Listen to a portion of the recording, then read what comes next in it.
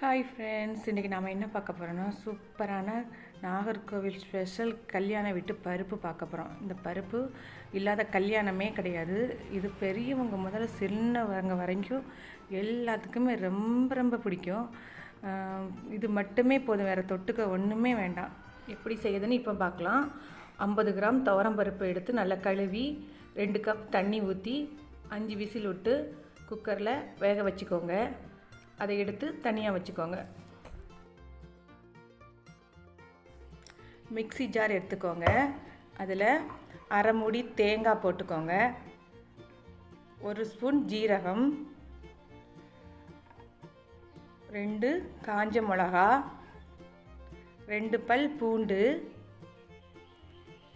அரை ஸ்பூன் மஞ்சத்தூள் எல்லாத்தையும் போட்டு ஒரு சுற்றிக்கோங்க. சுற்றிட்டு அப்போ தான் மிளகாலாம் அரையும். என்ன இருக்குது பாருங்கள், இதேமாரி. அதுக்கப்புறம் அரை கப் தண்ணி ஊற்றி இன்னும் நல்லா நைஸாக சட்னி பதத்துக்கு அரைச்சிக்கோங்க. அரைச்சிட்டு ஏற்கனவே வேக வச்ச பருப்பு வச்சுருக்கேன், அதை ஒரு பாத்திரத்தில் ஊற்றிக்கோங்க.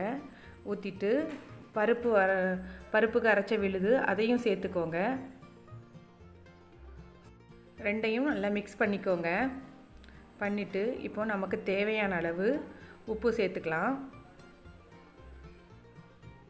சேர்த்துட்டு அடுப்பை பற்ற வச்சுக்கோங்க. பற்ற வச்சுட்டு பருப்பை அடுப்பில் வச்சுக்கோங்க. பால் எப்படி பொங்குமோ அதே மாதிரி பொங்கி வந்ததுக்கப்புறம் அதை இறக்கிடலாம். இப்போ கடுகு தாளிச்சிக்கலாம். முதல்ல எண்ணெய் ஊற்றுங்க. எண்ணெய் காஞ்சதும் கடுகு போடுங்க.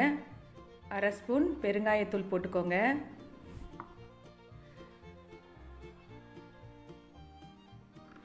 கருவேப்பிலை போடுங்க.